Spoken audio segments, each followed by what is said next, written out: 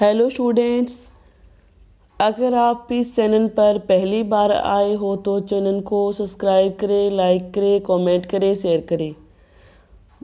बिना किसी देरी के हम आज की वीडियो शुरू करते हैं। कल हमने समायोजन के बारे में पढ़ा था जो हमारा पूरा हो चुका है। आज हम अधिगम के बारे में पढ़ेंगे, लर्निंग।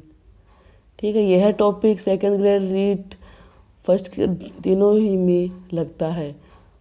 मैंने बहुत अच्छे ही नोट्स बनाए हैं जिसकी सहायता से मैं आपको आज अधिगम के बारे में पढ़ाऊंगी। प्लीज़ वीडियो को ज़्यादा से ज़्यादा शेयर करना। हमारा टॉपिक है अधिगम। अधिगम क्या होता है? अधिगम का शाब्दिक अर्थ क्या होता है? अधिगम को अंग्रेजी में लर्निंग कहते हैं।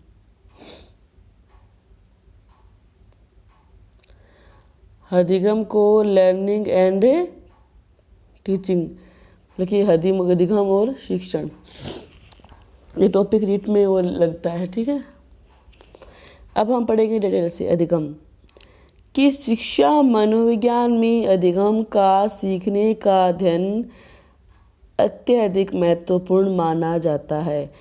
अधिगम का शाब्दिक अर्थ क्या होता है? सीखना। अधिगम का शाब्दिक अर्थ क्या होता है? सीखना। सीखना। हम कहीं भी जाकर अधिगम कर सकते हैं, क्योंकि हम जिस भी स्थान पर जाएंगे वहाँ पर कुछ ना कुछ तो सीखेंगे ही ना। वही क्या हो गया? अधिगम हो गया। संपूर्ण शिक्षा प्रणाली का महत्वपूर्ण केंद्र क्या है? सीखना। संपूर्ण शिक्षा प्रणाली का महत्वपूर्ण केंद्र है सीखना। व्यक्ति जन्म से लेकर मृत्यु तक कुछ ना कुछ सीखता रहता है। व्यक्ति यानी कि जन्म लेता है, जन्म से लेकर मृत्यु तक ना वो कुछ ना कुछ तो सीखता ही रहता है, उसका अधिगम हो रहा है। ठीक है, क्योंकि इसका शाब्दिक अर्थ ही है सीखना। अधिगम कहीं भी कर सकते हैं। आगे पढ़ेंगे कि इसके लिए यह आवश्यक नहीं है कि यह विद्यालय में सीखे। मतलब कि यह कोई ज़रूरी नहीं है कि अधिगम सिर्फ हम विद्यालय में कर सकते हैं। अधिगम हम कहीं भी कर सकते हैं। परिवार में, समाज में, माहौल में, सभा में, हर स्थान पर हम अधिगम कर सकते हैं। अतः यह कहा जा सकता है कि अधिगम के लिए कोई निश्चित स्थान या समय की जरूरत नहीं होती। व्यवहार के द्वारा व्यवहार में होने वाला परिवर्तन ही क्या है? अधिगम है। व्यवहार के द्वारा व्यवहार के द्वारा व्यवहार में होने वाला परिवर्तन ही क्या है? अधिगम है। व्यवहार के द्वारा व्यवहार में होने वाला परिवर्तन ही क्या है? अधिगम है। समझ में आया? दोबारा से हम एक बार फिर से रिपीट करते हैं कि अधिगम क्या होता है। अधिगम का शाब्दिक अर्थ अगर कोई आपसे पूछे तो उसका शाब्दिक अर्थ सीखना हो गया। और शिक्षा मनोविज्ञान में अधिगम का अध्ययन का अत्यंत महत्वपूर्ण माना जाता है। संपूर्ण प्रणाली का महत्वपूर्ण केंद्र बिंदु क्या है? सीखना है। और व्यक्ति ना जन्म से लेकर मृत्यु तक कुछ ना कुछ सीखता रहता है।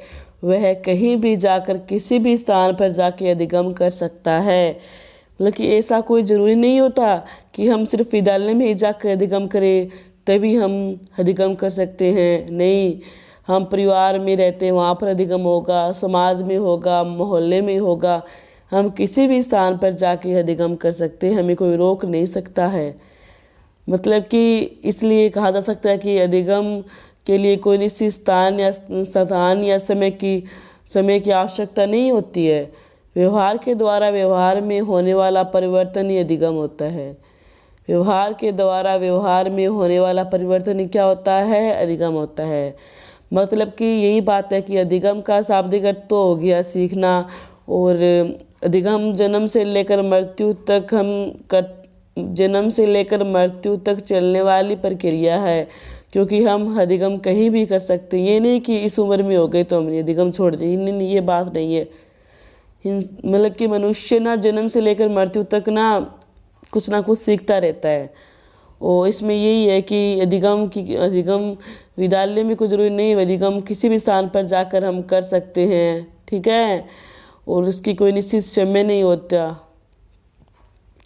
और ये बात है, बस ये याद रखना है, व्यवहार के द्वारा व्यवहार में होने वाला परिवर्तन ही अधिगम है। व्यवहार के द्वारा व्यवहार में होने वाला परिवर्तन ही अधिगम है।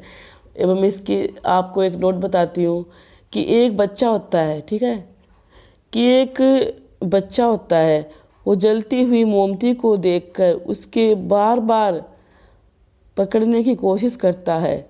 उसके माता पिता कहने के बावजूद वह बच्चा अक्सर अवसर पाकर जलती हुई मोमबत्ती को पकड़ लेता है, जिससे बच्चे के हाथ जल जाते हैं और वह परिणाम स्वरूप यह सीख जाता है कि जलती हुई मोमबत्ती को पकड़ने से हाथ जले। इसमें क्या हो गया, व्यवहार के द्वारा व्यवहार में होने वाला परिवर्तन। मतलब कि घर वालों ने तो मना किया था कि इस मोमबत्ती को हाथ मत लगाना, आपके हाथ जल जाएंगे, लेकिन बच्चा मतलब कि अवसर पाकर उस मोमबत्ती को पकड़ लेता है, जिससे उसके हाथ जल जाते हैं। उसको अधिगम हो गया है कि जब हम मोमबत्ती को पकड़ेंगे तब तो हमारे हाथ ही तो जलेंगे। उसको क्या हो गया, अधिगम हो गया। वो क्या हो गया, व्यवहार के द्वारा व्यवहार में होने वाला परिवर्तन ही तो है। क्योंकि देखो, एक बच्चा होता है, एक बच्चा मोमबत्ती को देखकर बार बार पकड़ने की क्या करता है, वो कोशिश करता है। क्योंकि छोटा बच्चा तो अनजान होता है, उसे थोड़ी ना पता है कि इस मोमबत्ती से हाथ जल जाएंगे, ये गर्म है। कोशिश करता है। उसके माता पिता के बावजूद एक बच्चा अवसर पाकर जलती हुई मोमबत्ती को पकड़ लेता है, जिससे बच्चे के हाथ जल जाते हैं और वह परिणाम स्वरूप सीख गए है कि मोमबत्ती को पकड़ने से क्या जल जाएंगे, हाथ, ठीक है। मतलब कि इसमें बस यही बात है कि अधिगम का शाब्दिक अर्थ तो हो गया सीखना, ठीक है। और अधिगम हम कहीं भी कर सकते हैं, किसी भी स्थान पर जाके कर सकते हैं। ये जन्म से लेकर मृत्यु तक कुछ ना कुछ इंसान सीखता रहता है, ठीक है। और अधिगम को किसी भी स्थान समय की ज़रूरत नहीं होती। व्यवहार के द्वारा व्यवहार में होने वाला परिवर्तन, व्यवहार के द्वारा व्यवहार में होने वाला परिवर्तन,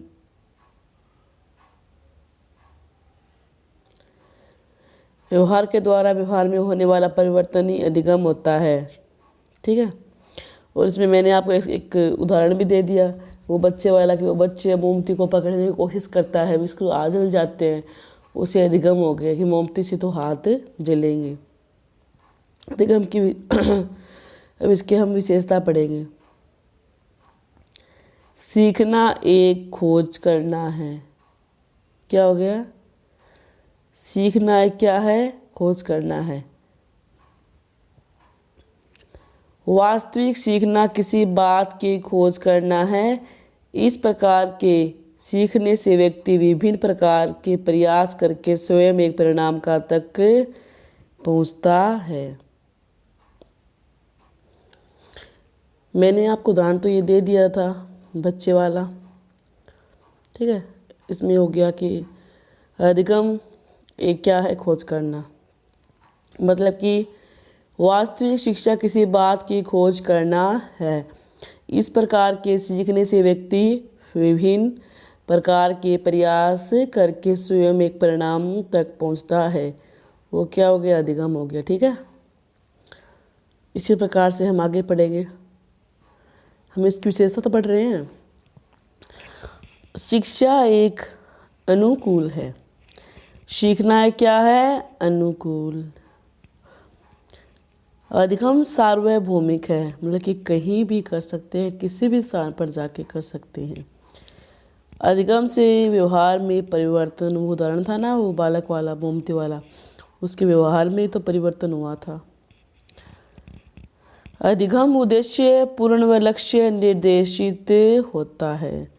अधिगम क्या होता है, उद्देश्य पूर्ण, और क्या होता है, लक्ष्य निर्देशित। अधिगम से किसका विकास होता है, बुद्धि का। क्योंकि हम जो सीखेंगे उससे हमारी बुद्धि का तो विकास होगा।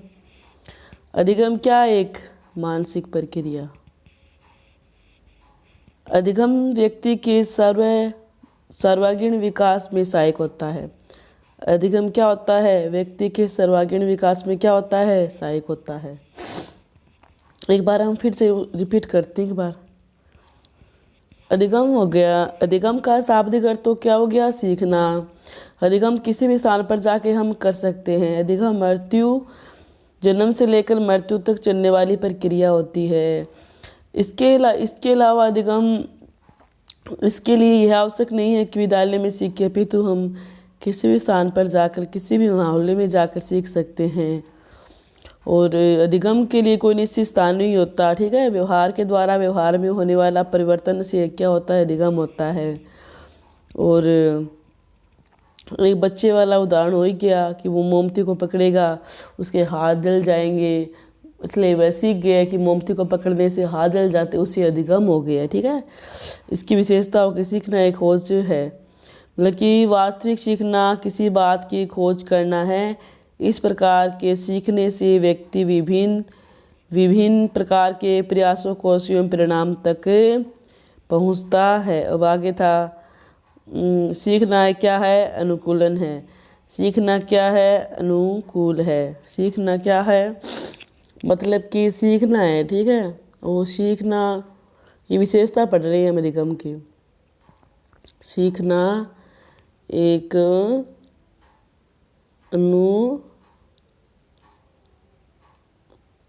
अनुकूल है। सीखना एक क्या है? अनुकूल है। सीखना एक क्या है? अनुकूल है।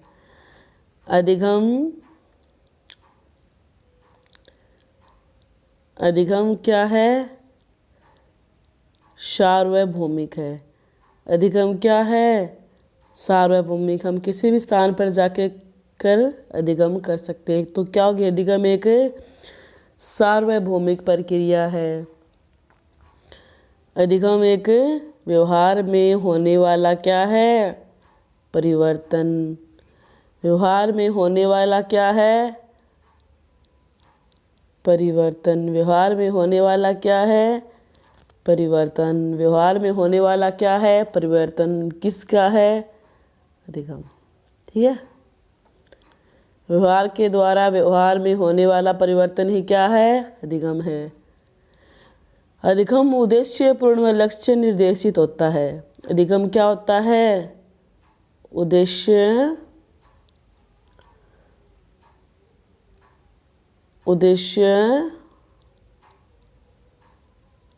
पूर्ण व निर्देशित होता है। अधिगम उद्देश्य पूर्ण व निर्देशित होता है। अधिगम से किसका विकास होता है? बुद्धि का। अधिगम से किसका विकास होता है? बुद्धि का। अधिगम से किसका विकास होता है? बुद्धि का। अधिगम से किसका विकास होता है? बुद्धि का। अधिगम में क्या है? मानसिक प्रक्रिया। अधिगम में क्या है? मानसिक प्रक्रिया। अधिगम में क्या है? मानसिक प्रक्रिया।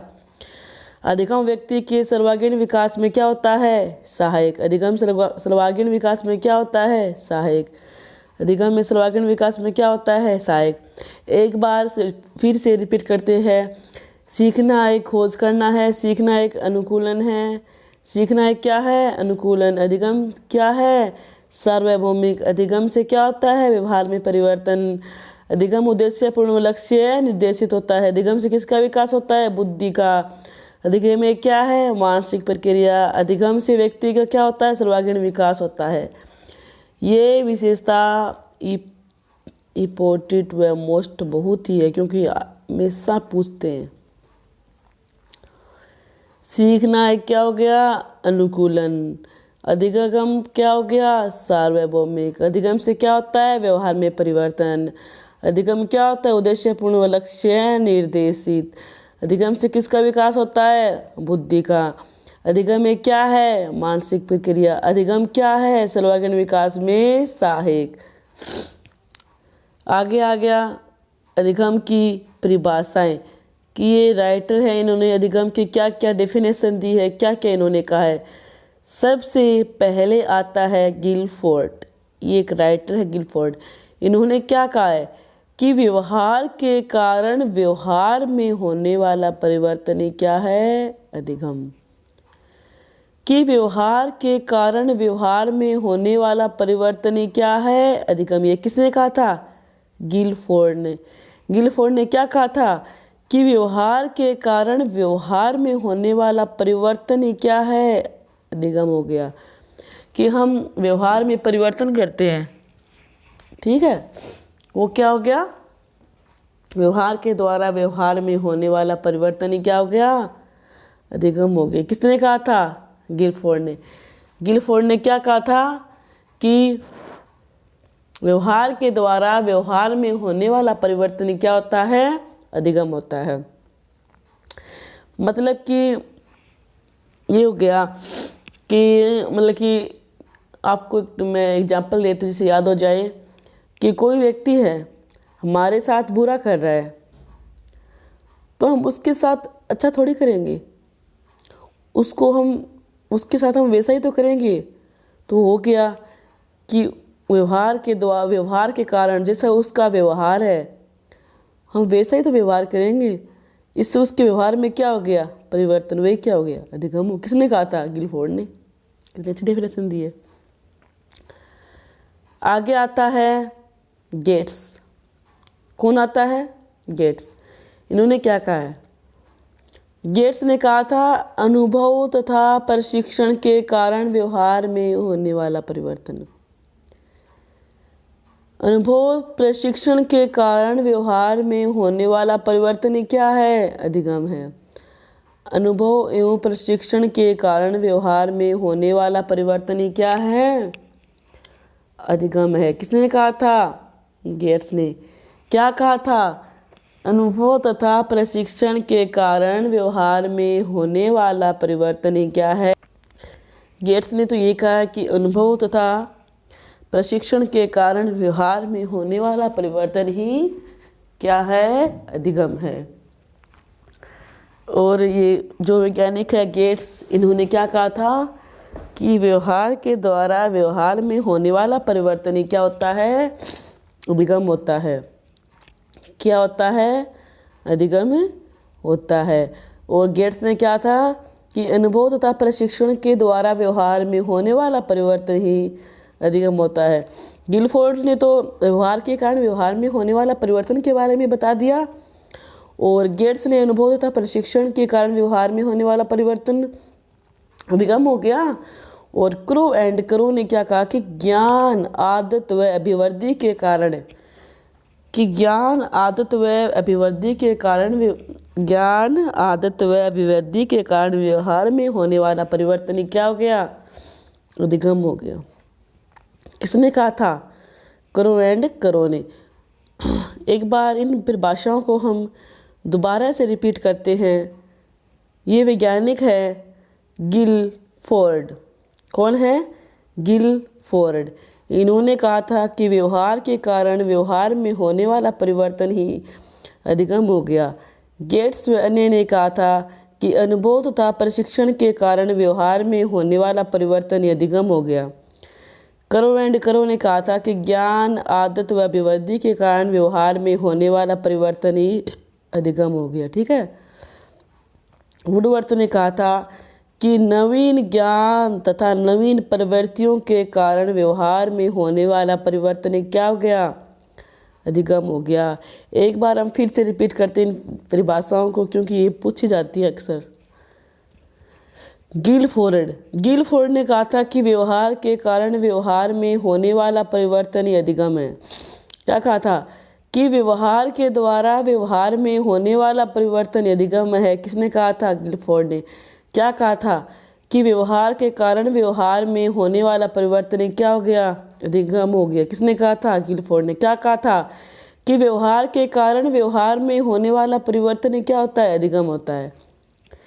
व्यवहार के द्वारा व्यवहार में होने वाला परिवर्तन क्या हो गया, अधिगम हो। किसने कहा था, गिलफोर्ड ने। क्या कहा था कि व्यवहार के द्वारा व्यवहार में होने वाला परिवर्तन क्या हो गया, अधिगम हो गया। व्यवहार के द्वारा व्यवहार में होने वाला परिवर्तन क्या हो गया, अधिगम हो गया। गेट्समैन ने कहा था कि अनुभव तथा प्रशिक्षण के कारण व्यवहार में होने वाला परिवर्तन ही क्या है, अधिगम है। गेट्स ने क्या कहा था कि अनुभव तथा प्रशिक्षण के कारण व्यवहार में होने वाला परिवर्तन क्या हो गया, अधिगम हो गया। गेट्समैन ने क्या कहा था कि अनुभव तथा प्रशिक्षण के कारण व्यवहार में होने वाला परिवर्तन क्या हो गया, अधिगम हो गया। किसने कहा था, गेट्स ने। गेट्स ने क्या कहा था कि अनुभव तथा प्रशिक्षण के कारण व्यवहार में होने वाला परिवर्तन क्या हो गया, अधिगम हो गया। किसने कहा था, गेट्स ने। गिलफोर्ड तो बोलते हैं कि व्यवहार के द्वारा व्यवहार में होने वाला परिवर्तन अधिगम हो गया, जबकि गेट्स ने कहा है कि अनुभव तथा प्रशिक्षण के कारण व्यवहार में होने वाला परिवर्तन अधिगम होता है। करो एंड करो ने कहा था कि ज्ञान, आदत व अभिवृद्धि के कारण व्यवहार में होने वाला परिवर्तन क्या होता है, अधिगम हो गया। किसने कहा था, करो एंड करो ने। वुडवर्थ ने क्या कहा था कि नवीन ज्ञान तथा नवीन प्रवृत्तियों के कारण व्यवहार में होने वाला परिवर्तन क्या हो गया, अधिगम हो गया। किसने कहा था, वुडवर्थ ने। क्या कहा था कि नवीन ज्ञान नवीन प्रवृत्तियों के द्वारा व्यवहार में होने वाला परिवर्तन क्या होता है, अधिगम होता है। किसने कहा था, वुडवर्थ ने। क्या कहा था कि नवीन ज्ञान तथा नवीन प्रवृत्तियों के द्वारा व्यवहार में होने वाला परिवर्तन क्या हो गया, अधिगम हो गया। आगे राइटर आते हैं स्किनर। स्किनर क्या बोलते हैं, स्किनर बोलते हैं कि प्रगतिशील व्यवहार के कारण व्यवहार में होने वाला परिवर्तन क्या हो गया, अधिगम हो गया। कौन बोलते हैं, स्किनर। क्या बोलते हैं कि प्रगतिशील व्यवहार के द्वारा व्यवहार में होने वाला परिवर्तन क्या हो गया, अधिगम। किसने कहा था, स्किनर ने। क्या कहा था कि प्रगतिशील व्यवहार के द्वारा व्यवहार में होने वाला परिवर्तन क्या हो गया, अधिगम हो गया। आगे आता है रीली या लेविश। अभ्यास तथा अनुभूति के द्वारा व्यवहार में होने वाला परिवर्तन क्या है, अधिगम है। अभ्यास तथा अनुभूति के द्वारा व्यवहार में होने वाला परिवर्तन क्या है, अधिगम है। किसने कहा था, रीडी तथा लिवेस ने। आगे आता है E.S. पिल। अधिगम व्यक्ति में एक परिवर्तन है। अधिगम व्यक्ति में क्या है, एक परिवर्तन है जो जिस वातावरण के अनुकरण मतलब कि किसी चीज़ को देखकर हम उसकी नकल करते हैं, वही क्या होता है, अनुकरण होता है। एक बार हम फिर से इन परिभाषाओं को एक बार रिपीट करते हैं, क्योंकि परिभाषा अक्सर पूछ लेते हैं, ये बहुत ही मोस्ट इम्पोर्टेंट होती है। गिलफोर्ड ने कहा था कि व्यवहार के द्वारा व्यवहार में होने वाला परिवर्तन ही अधिगम होता है, यह गिलफोर्ड ने कहा था। गेट्स ने कहा था कि अनुभव तथा प्रशिक्षण के कारण व्यवहार में होने वाला परिवर्तन ही अधिगम होता है। करो एंड करो ने कहा था कि ज्ञान, आदत व अभिवृद्धि के द्वारा व्यवहार में होने वाला परिवर्तन ही अधिगम होता है। किसने कहा था, करो एंड करो ने। वुडवर्थ ने कहा था कि नवीन ज्ञान नवीन प्रवृत्तियों के द्वारा व्यवहार में होने वाला परिवर्तन ही अधिगम होता है। किसने कहा था, वुडवर्थ ने। ठीक है। आगे आ गया स्किनर। स्किनर ने कहा था कि प्रगतिशील व्यवहार के द्वारा व्यवहार में होने वाला परिवर्तन। क्या कहा था, प्रगतिशील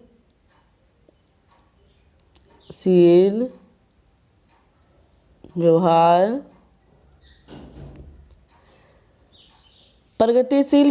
के द्वारा व्यवहार में होने वाला परिवर्तन क्या है, अधिगम है।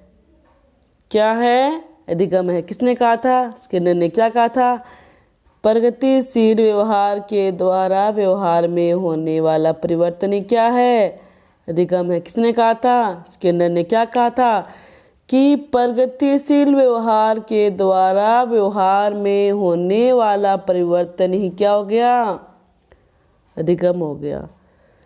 प्रगतिशील व्यवहार के द्वारा व्यवहार में होने वाला परिवर्तन ही क्या हो गया, अधिगम हो गया। आगे आता है रीली तथा लिवेश। अभ्यास तथा अनुभूति के द्वारा, अभ्यास तथा अनुभूति के द्वारा, अभ्यास तथा अनुभूति के द्वारा व्यवहार में होने वाला परिवर्तन क्या हो गया, अधिगम। ईएसपिल, अधिगम व्यक्ति में एक परिवर्तन है जो उसके वातावरण में अनुकरण होता है। स्किनर ने बोल दिया कि प्रगतिशील व्यवहार के कारण व्यवहार में होने वाला परिवर्तन ही अधिगम होता है, और रीली तथा लिवेश ने कहा था कि अभ्यास तथा अनुभूति के द्वारा व्यवहार में होने वाला परिवर्तन ही अधिगम हो गया। ईएस पिल ने कहा था कि अधिगम व्यक्ति में एक परिवर्तन है, अधिगम वातावरण में क्या होता है, अनुकूलन होता है। आगे हम पढ़ेंगे अधिगम के प्रकार कि अधिगम कितने प्रकार का होता है। अधिगम मुख्यतः 3 प्रकार के होते हैं। कितने प्रकार के होते हैं, 3 प्रकार के। कौन कौन से होते हैं, संज्ञात्मक, क्रियात्मक, भावात्मक। ज्ञात्मक, संज्ञात्मक, क्रियात्मक, भावनात्मक। क्या हो गया, ये अधिगम है। कितने प्रकार के होते हैं बच्चों, 3 प्रकार के। कौन कौन से होते 3 प्रकार, ज्ञात्मक, क्रियात्मक और भावात्मक, ठीक है। आगे हम पढ़ेंगे ज्ञानात्मक अधिगम कि ज्ञानात्मक अधिगम क्या होता है। ज्ञानात्मक इस अनुक्षेत्र में विभिन्न प्रकार के मानसिक व बौद्धिक प्रक्रियाएं, क्या हो गया, मानसिक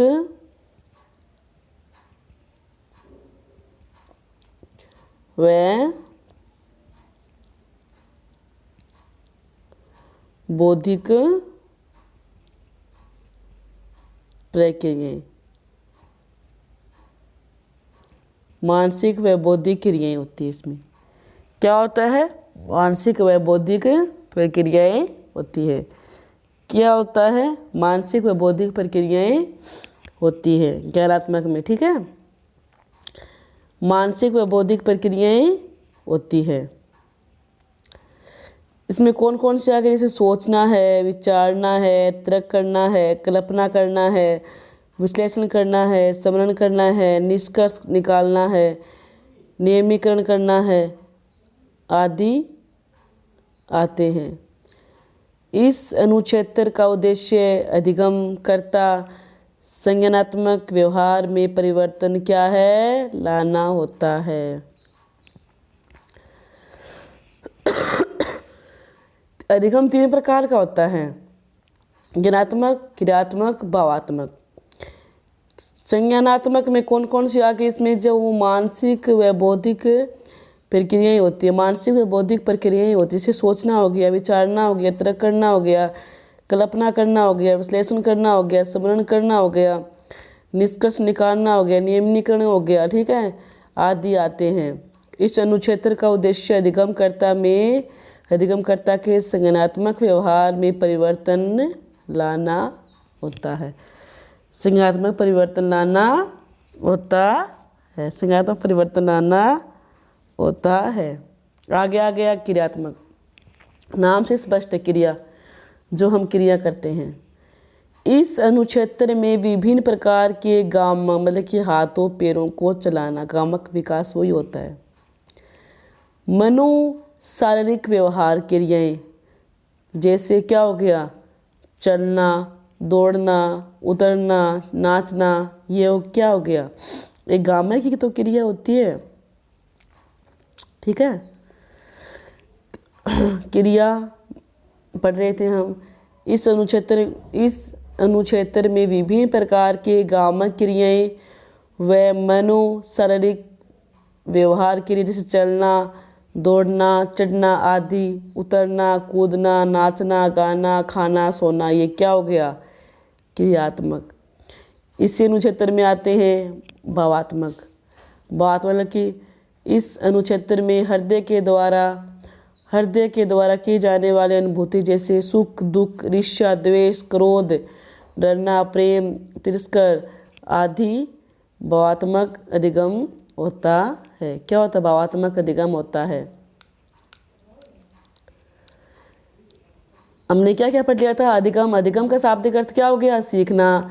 अधिगम हम किसी भी स्थान पर जाके कर सकते हैं। अधिगम जन्म से लेकर मृत्यु तक चलने वाली प्रक्रिया होती है। ठीक है। और एक बच्चे वाला उदाहरण हो गया कि मोमबत्ती को पकड़ेगा, उसके हाथ जल जाएंगे, तो उसका अधिगम उसके व्यवहार में परिवर्तन ही तो हुआ है। आगे हमने पढ़ी थी उसकी विशेषता। क्या पढ़ी थी? विशेषता। विशेषता में क्या था? सीखना एक खोज करना है, सीखना एक अनुकूलन है, अधिगम सार्वभौमिक प्रक्रिया है, व्यवहार में क्या होता है? परिवर्तन। अधिगम उद्देश्यपूर्ण लक्ष्य निर्देशित होता है। अधिगम से किसका विकास होता है? बुद्धि का। अधिगम क्या है? एक मानसिक प्रक्रिया। अधिगम व्यक्ति के सर्वांगीण विकास में सहायक होती है। इसमें डेफिनेशन थी, गिलफोर्ड ने कहा था कि व्यवहार के कारण व्यवहार में होने वाला परिवर्तन क्या हो गया? अधिगम हो गया। गेट्स ने कहा था कि अनुभव तथा प्रशिक्षण के द्वारा व्यवहार में होने वाला परिवर्तन अधिगम हो गया। क्रो एंड क्रो ने कहा था कि ज्ञान, आदत व अभिवृद्धि के द्वारा व्यवहार में होने वाला परिवर्तन अधिगम हो गया। वुडवर्थ ने कहा था कि नवीन प्रवृत्तियों के द्वारा व्यवहार में होने वाला परिवर्तन ही अधिगम हो गया। स्किनर ने कहा था कि प्रगतिशील व्यवहार के द्वारा व्यवहार में होने वाला परिवर्तन अधिगम हो गया। रीली तथा लिवेस ने कहा अभ्यास तथा अनुभूति के द्वारा व्यवहार में होने वाला परिवर्तन अधिगम हो गया। ये स्पिल ने कहा था कि अधिगम व्यक्ति में एक परिवर्तन है जो इस प्रकार के वातावरण में अनुकरण होता है। इसके 3 प्रकार थे, ज्ञानात्मक, क्रियात्मक, भावात्मक। ज्ञानात्मक में मतलब कि वो क्रिया जिसमें मानसिक व बौद्धिक प्रक्रिया जैसे सोचना, विचारना, तर्क करना, इसमें मानसिक प्रक्रियाएं होगी। क्रियात्मक में वो हो गया कामक विकास आ गया। इसमें मतलब कि जो हम शारीरिक क्रिया करते हैं जैसे चलना, दौड़ना, नाचना, कूदना, ये सब हो गया। भावात्मक में हो गया इस प्रकार की क्रियाएं जो किसके द्वारा की जाती है? हृदय के द्वारा। ठीक है। किसके द्वारा? हृदय के द्वारा की जाने वाली प्रक्रिया क्या होती है? भावात्मक। इसमें कौन कौन से दुख, ईर्ष्या, क्रोध, द्वेष, ये सब की सब भावात्मक है। आज की वीडियो में इतना ही। कल हम अधिगम के सोपान पढ़ेंगे। आप हमारे इस चैनल पर बने रहे, शेयर करें ज़्यादा से ज़्यादा। मैं आपके लिए नए नए नोट्स बना रही हूँ जिससे आपको याद हो जाए। अधिगम आज हमने पढ़ा है, इसके प्रकार पढ़ ली, इसकी परिभाषाएं पढ़ ली। कल हम इसके सोपान पढ़ेंगे। जय हिंद, जय भारत।